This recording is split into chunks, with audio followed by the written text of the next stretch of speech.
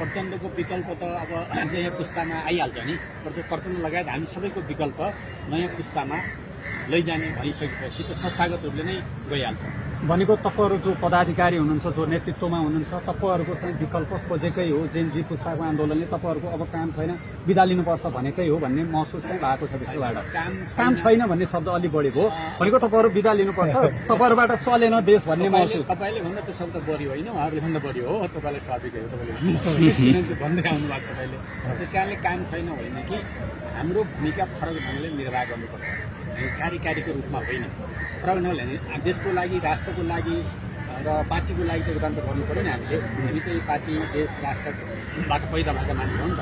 त्यस कारणले हामी योभन्दा बाहिर जान सक्दैन, निष्क्रिय बस्न सक्दैन। अभिभावकीय भूमिका हामीले खेल्नुपर्छ। कार्यकारी कुरामा सक्रिय राजनीतिको क्षेत्रमा नयाँ पुस्ताले नै गर्न आजको आवश्यकता। यो आन्दोलनले, युगले, प्रविधिले सबैले माग गरेको छ।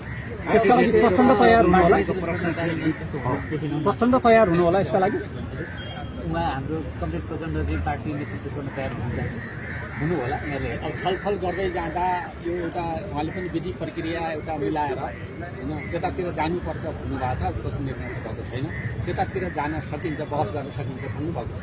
यसो हेर्दा चाहिँ के देखिन्छ भने उहाँले बदलिएको परिस्थितिमा पनि म अनुमोदित भएर आएँ, फेरिएको परिस्थिति अनुसार हामी चाहिँ अगाडि बढ्ने हो, सचिएर तपाईँहरूले पटक पटक भनिराख्नुहुन्छ नि अब सचिने हो, अब राम्रो हुने हो भनेर, अब आत्मालोचना सहित चाहिँ जाने हो। तर म फेरि अनुमोदित भएँ भनेर आउने सम्भावना त प्रबल देखियो होइन। अब त्यो त महाधिवेशनसम्म गइपुग्दा र मेरो प्रस्ताव केन्द्रीय कमिटीमा त्यसै कारणले केन्द्रीय कमिटीमा निर्णय गरौँ भनेको थियो। केन्द्रीय कमिटीमै हामीले पदाधिकारीबाट राजीनामा दिने, निर्देशक कमिटीमा बस्ने निर्णय हामीले गरियो भने महाधिवेशनबाट यसो होला कि भने तपाईँहरूको अनुमान सबै फेल हुन्छ र अहिले पारित हुन्छ र महाधिवेशन पनि सुनिश्चित हुन्छ।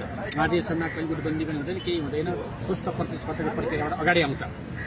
त्यसको लागि वातावरण बनाउनु भनेर मैले अहिले प्रस्ताव गरेको छु। त्यो प्रस्ताव नहो, त्यो प्रस्ताव छलफल भएर भोलि बहुमतले प्रस्ताव पारित गर्यो भने यही लागू होला, पारित गरेन भने लागू नहोला। तर मेरो आफ्नो आत्मविश्वास थियो भने अब त्यसको विकल्प छैन।